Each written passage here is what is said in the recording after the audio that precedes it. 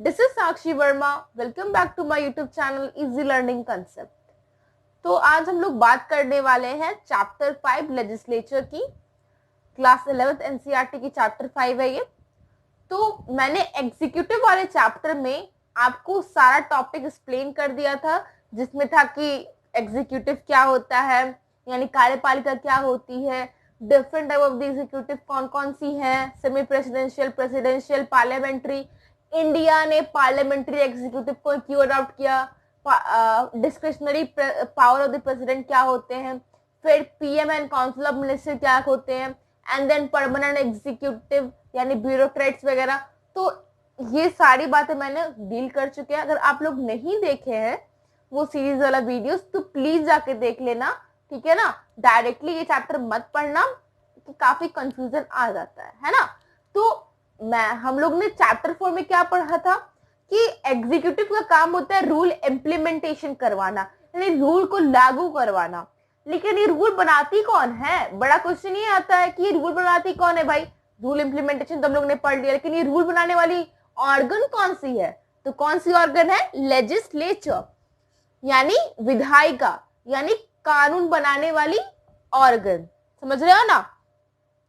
तो इस चैप्टर में हम लोग पढ़ने वाले हैं कि पार्लियामेंट की क्या आवश्यकता होती है, फिर टू हाउसेस क्यों होते हैं, फिर पढ़े कि कैसे लॉ बनता कैसे है, फिर पार्लियामेंट कैसे एग्जीक्यूटिव को कंट्रोल करता है, संसद कैसे कार्यपालिका कंट्रोल करती है। ओके ना। तो इस चैप्टर में हम लोग इसी सारे टॉपिक्स पे बात करने वाले हैं, ठीक है ना। सबसे पहला टॉपिक क्या आता है कि नीड ऑफ द पार्लियामेंट। आखिर पार्लियामेंट क्यों जरूरी होता है, ठीक है ना। सबसे पहला क्वेश्चन जो हमारे बुक में दे रखा है और उसको एक्सप्लेन कर रखा है ना। तो पार्लियामेंट क्या होती है? एक लॉ मेकिंग बॉडी होती है। अगर आपसे कोई पूछे कि पार्लियामेंट क्या होता है तो आप क्या बोलोगे कि एक लॉ मेकिंग बॉडी है। सिंपल। लेकिन जरूरी क्यों होता है? इसका इंपॉर्टेंट फंक्शन क्या है? लॉ मेकिंग का सबसे महत्वपूर्ण काम क्या करती है ये? तो ये कानून बनाती है, ठीक है ना। सबसे इंपॉर्टेंट काम है। लेकिन ऐसा नहीं कि सिर्फ उसका काम है कानून बनाना, ठीक है ना। क्योंकि ये क्या है? ये प्रजातंत्र की क्या बोला जाती है? इसको मंदिर बोला जाता है। संसद को प्रजातंत्र की मंदिर यानी डेमोक्रेसी के टेंपल बोला जाता है पार्लियामेंट को। क्योंकि जब हम डेमोक्रेसी बोल रहे हैं यानी for the people, of the people and by the people, तो पीपल के रिप्रेजेंटेटिव कहाँ बैठते हैं? तो वो तो पार्लियामेंट बैठते हैं। तो उसमें सारी डेमोक्रेटिक गतिविधियां चलेगी क्योंकि वहां पे पीपल के रिप्रेजेंटेटिव बैठ रहे हैं, है ना। हालांकि पीपल वहां नहीं बैठ रही है, लेकिन उनके नुमाइंदे वहां पे बैठ रहे हैं, उनके विषय में वहां चर्चा होगी। तो क्या होता है वो कि सेंटर होता है, एक केंद्र होता है सारी प्रजातांत्रिक प्रक्रिया का, डेमोक्रेटिक प्रोसेसेस का, ठीक है ना। समझ आया? Centre of all democratic political process. समझ गए?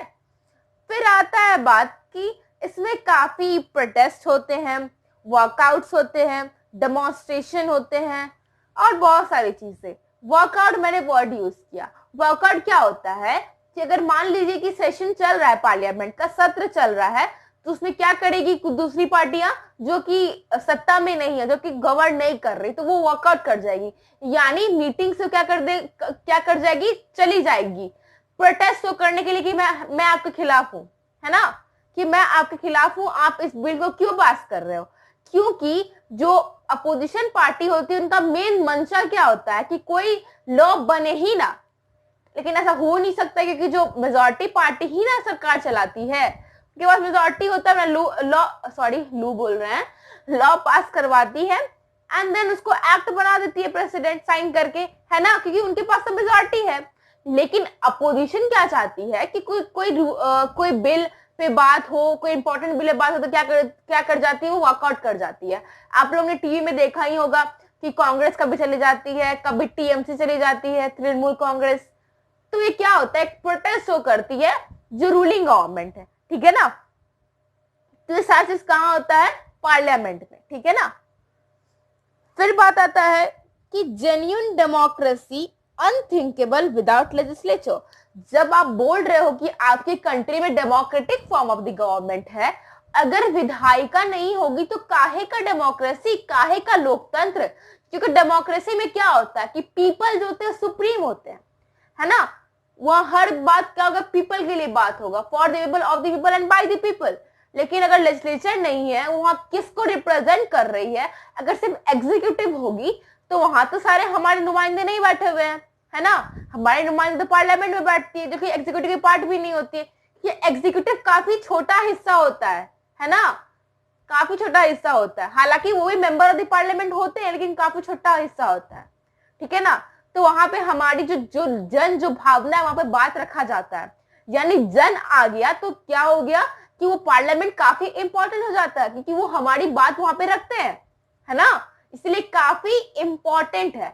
इससे विदाउट लेजिस्लेचर ये सोचा भी नहीं जा सकता कि वहां डेमोक्रेसी काम कर रही है ना। बात समझ में आया ना। फिर बात आता है कि होता क्या है कि इसमें सारे डिबेट एंड डिस्कशन होते हैं। अगर कोई बिल आया तो मैं आपको इस चैप्टर में बताऊंगी कि प्राइवेट मेंबर बिल क्या होता है एंड पब्लिक मेंबर बिल क्या होता है। अभी मैं इस पर चर्चा नहीं करना चाहूंगी क्योंकि एक इंट्रो है, इसलिए मैं इस पर इतना चर्चा नहीं करना चाहूंगी, ठीक है। तो अभी हम लोग समझने वाले हैं कि आखिर क्यों जरूरी है ना। तो यहाँ पे होता है डिबेट। अगर कोई भी बिल आए, कोई कैबिनेट मिनिस्टर बिल आए तो काफी चर्चा होती है, कोई अपना भावना रखता है, उसमें क्या आपका व्यूज है वो रखता है, सब अपना अपना व्यूज रखता है। तो ये क्या होता है, डिबेट एंड डिस्कशन के थ्रू बिल्स बनते हैं ना। कोई वो सुझाव दिया, कोई सुझाव दिया, तो क्या होता है कि डिस्कशन एंड डिबेट के थ्रू बनता है। ऐसा नहीं कि एक आदमी आया, बिल पास करवाया और लॉ बन गया, ऐसा नहीं होता। वहां पर डिबेट होता है, वाद होता है, प्रतिवाद होता है, तभी जाके कोई लॉ बिल पे चर्चा होती है, फिर लॉ एक्ट में तब्दील होता है ना। सॉरी, बिल एक्ट में तब्दील होता है, ठीक है। ये बात हो गया। और इसके पास काफी इंपॉर्टेंट पावर भी होती है। क्या पावर होती है भाई, कि vested the power to choose and dismiss government. अब मैंने बात किया कि यहाँ पे मेंबर ऑफ द पार्लियामेंट बैठते हैं। वो जो मेंबर ऑफ द पार्लियामेंट ही ना कैबिनेट के पार्ट होते हैं, और वही जो मेंबर ऑफ द पार्लियामेंट में एक हमारे प्रधानमंत्री होंगे, फॉर एग्जाम्पल नरेंद्र मोदी जी, है ना। वो कहां से आते हैं, कौन से क्षेत्र से, कॉन्स्टिट्यूएंसी से, तो वाराणसी के कॉन्स्टिट्यूएंसी से, है ना। वो भी किसी कॉन्स्टिट्यूएंसी को रिप्रेजेंट कर रहे हैं ना, वो भी उस हाउस में बैठ रहे हैं ना। मैंने बात किया था prime minister and council of minister के टॉपिक में, है ना। तो क्या होता है कि अगर सरकार बनाना हो तो क्या प्रूफ करना पड़ता है पार्टी को, मेजॉरिटी। तो मेजॉरिटी कैसे प्रूफ होगी, वहां पे जो हाउस के मेंबर्स होंगे जो सपोर्ट करेंगे तभी ना मेजॉरिटी प्रूफ होगी। तो यानी चूज करने का भी होता है एंड डिसमिस। अगर अविश्वास प्रस्ताव ला दे अपोजिशन पार्टी तो क्या होती, सरकार गिर भी सकती है अगर मेजॉरिटी ना हो। अगर उनको लगे कि हाँ सरकार के पास मेजॉरिटी नहीं है तो अविश्वास प्रस्ताव ला सकती है। कई बार आया है हमारे कंट्री में। अभी हाल ही में कांग्रेस पार्टी ने नो कॉन्फिडेंस मोशन ला दिया था, लेकिन कोई फायदा नहीं हुआ उसका, क्योंकि ऑब्वियसली बात है नरेंद्र मोदी जी के पास मेजॉरिटी है एंड उसमें नो कॉन्फिडेंस मोशन पास नहीं हो सकता। लेकिन जब अटल बिहारी वाजपेयी जब हमारे प्रधानमंत्री हुए, उनके समय क्या हुआ था, नो कॉन्फिडेंस मोशन आया था और उनकी सरकार गिर गई थी, ठीक है ना। तो यानी यहाँ पे क्या हुआ बात, कि यहाँ पे उनके पास पावर है चूज करने का एंड डिसमिस करने का सरकार को। समझ आया ना बात। अब दूसरा टॉपिक क्या आता है हमारे सामने, need of to houses of parliament. जब मैं टू हाउसेज बोलूंगी तो क्या होगा, बाई कैमरल। बाई मीन्स क्या, द्वि सदनीय। यानी हमारे कंट्री में दो सदन है, एक है राज्यसभा, दूसरी है लोकसभा। यानी जो हमारी कंट्री में बाई कैमरल लेजिस्लेचर है। समझ आया बात। लेकिन दूसरा टॉपिक क्या बोलता है कि why do we need two houses of the parliament. कुछ तो कारण होगा जो हमारे कॉन्स्टिट्यूशन मेकर्स ने बाई कैमरल लेजिस्लेचर को अडॉप्ट किया, ठीक है ना, द्विसदनीय विधायिका को अडॉप्ट किया, ठीक है ना। तो उसमें हम लोग ये पढ़ने वाले कि क्यों अडॉप्ट किया, ठीक है। तो पार्लियामेंट क्या होती है, एक राष्ट्र विधायिका होती है जो राष्ट्र के लेवल पे, नेशन के लेवल पे लॉ बनाती है ना। समझ आया। एंड इसके टू हाउसेस होते हैं, हम लोग सभी को पता है, काउंसिल ऑफ द स्टेट्स जिसको राज्यसभा बोलते हैं, and house of the people Lok Sabha. यानी upper house and lower house. समझ आया? राज्यसभा क्या करती है? राज्य को रिप्रेजेंट करती है। मैंने बोला यूपी, यूपी से 31 मेंबर्स आते हैं, तो वहां पे जो 31 मेंबर है वो यूपी को रिप्रेजेंट करेगी, है ना। और जब मैं बोलूं सिक्किम से 1 मेंबर जाते हैं तो वो 1 मेंबर सिक्किम को रिप्रेजेंट करेंगे। लेकिन जो लोकसभा होती है एक पर्टिकुलर कॉन्स्टिट्यूएंसी को रिप्रेजेंट कर रही होती है। For example Narendra Modi ji Varanasi constituency से आते हैं, है ना, तो एक कॉन्स्टिट्यूएंसी रिप्रेजेंट करती है, एक क्षेत्र को रिप्रेजेंट करती है, ठीक है ना। समझ आ गया होगा आप लोग को। एंड हमारे कंट्री में क्या है कि कुछ स्टेट्स में बाय कैमरल लेजिस्लेचर है, स्टेट लेवल पे, नेशनल लेवल पे तो है ही, ये स्टेट लेवल पे भी है। तो क्या बोलता है हमारा constitution? Constitution given the state the option of establishing इधर यूनिक कैमरल और बाय कैमरल लेजिस्लेचर। तो हमारी जो संविधान है ये राज्यों को ऑप्शन देती है, या तो आप एक सदनीय रखो अपनी विधायिका को, या तो दूसरे सदनीय रखो, ये आप पे डिपेंड करता है। तो हमारे कंट्री में क्या है कि कुछ राज्य में जैसे कि बिहार, उत्तर प्रदेश, यूपी मैंने लिखा, Karnataka,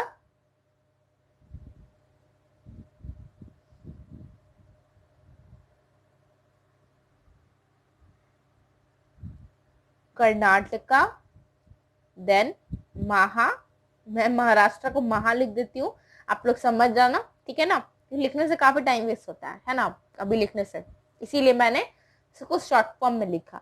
Bihar, UP, Karnataka, Maharashtra, then Andhra Pradesh, AP लिख रहे हैं हम, ठीक है ना, एपी लिख रहे हैं, ठीक है। तो पहले क्या था कि JNK के पास यानी जम्मू एंड कश्मीर के पास भी बाय कैमरल लेजिस्लेचर था। मैंने क्या बोला? था। अब ये था क्यों?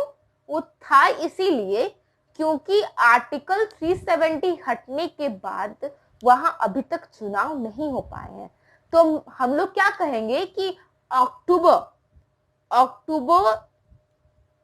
2019 तक वहां बाय कैमरल लेजिस्लेचर था, लेकिन अब क्या है वहां पे 270 हटने के बाद वहां पे अभी तक चुनाव नहीं हुआ।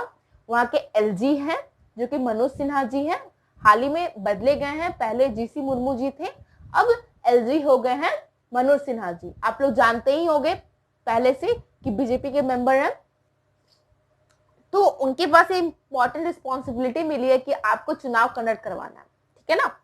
तो मनोज सिन्हा जी वहां के लेफ्टिनेंट गवर्नर हैं, ठीक है। तो Bihar, UP, Karnataka, Maharashtra, Andhra Pradesh and JNK एक ऐसी राज्यसभा है जहां पे द्विसदनीय विधायिका है। वहां पे विधानसभा भी है, विधान परिषद भी है, यानी काउंसिल भी है, लेजिस्लेटिव काउंसिल भी है, लेजिस्लेटिव असेंबली भी है ना। बाय कैमरलाइजेशन मैंने बोला, द्विसदनीय विधायिका। समझ में आ गया होगा आप लोग को। नाउ अभी भी हम लोग का इंपॉर्टेंट क्वेश्चन अभी सॉल्व नहीं हुआ है, क्योंकि ये क्या बोल रहा है कि क्यों जरूरत है द्विसदनीय होने की, ठीक है ना।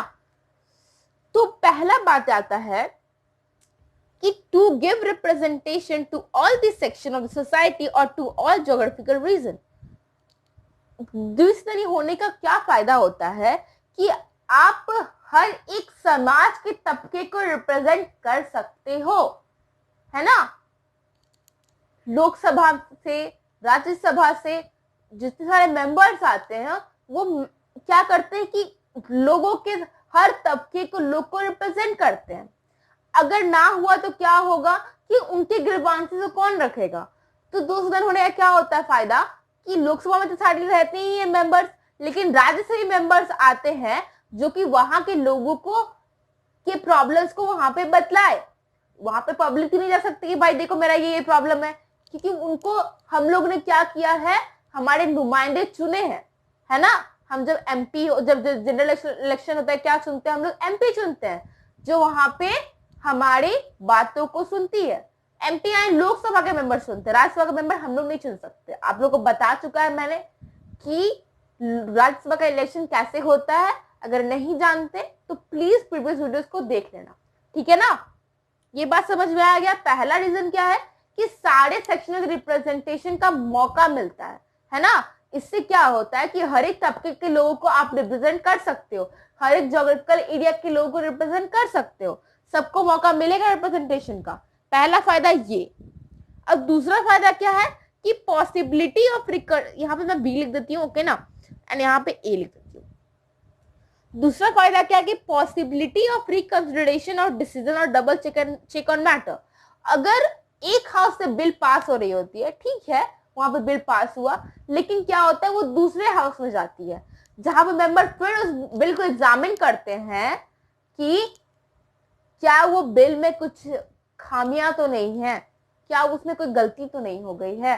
तो क्या होता है कि उसमें अगर मान लो अगर लोकसभा जल्दी में बिल पास करवाने जा रही है, लेकिन वो राज्यसभा तो बैठी हुई है, वो तो बिल देखेगी कि भाई बिल में क्या गलती है, क्या खामियां है, वो चेंजेस उसको कर सके। In case of non money bill, अब मनी बिल क्या होता है, नॉन मनी बिल क्या होता है, उसको हम लोग आने वाले टॉपिक से समझेंगे। अभी के लिए समझ लो कि अगर कोई बिल एक हाउस से पास होता है लोकसभा से, दूसरे हाउस में डिस्कशन होता है उस सेम बिल पे कि क्या उसमें कोई गलती है, खामी, क्या चेंजेस आने चाहिए, यानी एक बिल का डबल चेक होता है, double check on the matter, है ना। अगर दो बार वही चीज चेक हो जाए तो क्या होता है कि कोई भी खामियां को ढूंढ के उसको रेक्टिफाई कर दिया जाता है, उसको सही कर दिया जाता है, तब जाके वो बिल को कानून में तब्दील किया जाता है। तो एक क्या मौका मिलता है कि अगर हैस्टी लेजिस्लेशन हो रहा है, जब जल्दी जल्दी में करना चाह रहा है, तो दूसरी हाउस बैठी हुई है, वो चेक कर सकती है कि क्या गलती क्या नहीं है। अब बुक में तीसरा पॉइंट नहीं दिया जो काफी इंपॉर्टेंट है, अगर हमारे कंट्री में आपातकालीन की स्थिति आ जाए, फॉर एग्जाम्पल चाइना हम पे हमला कर दे और लोकसभा अभी डिसॉल्व हो चुकी है और इलेक्शन होने वाला है, तो लोकसभा तो वहां पे सेशन नहीं बुला सकती क्योंकि ऑलरेडी डिसॉल्व हो चुकी है, यानी भंग हो चुकी है। तो राज्यसभा क्या होती है, परमानेंट हाउस होती है ना, परमानेंट हाउस होती है। तो वहां पे क्या होता है कि वहां पे इंपॉर्टेंट बिजनेस, जब वॉर का सिचुएशन आ जाता है तो उसमें इंपॉर्टेंट बिजनेस को कंडक्ट करवा सकते हैं, है ना। क्योंकि लोकसभा तो ऑलरेडी डिसॉल्व है, राज्यसभा तो परमानेंट है, उसमें मेंबर्स को बुला के आप डिस्कस करवा सकते हो, है ना। तो ये भी फायदा हुआ, इसीलिए बाइक टाइमर लेजिस्लेचर का होना काफी इंपॉर्टेंट होता है। ठीक है, तो आप लोग को समझ आया होगा, आई होप सो। अगर आपको कोई भी क्वेरी हो तो प्लीज आप कमेंट सेक्शन में जरूर पूछना, प्लीज एंड प्लीज पूछना, मैं आपको श्योरली रिस्पॉन्स करूंगी, ठीक है ना। तो अगर आप लोग को वीडियो अच्छा लगा तो please like, subscribe and share. Thanks for watching, मिलते हैं अगले वीडियो में।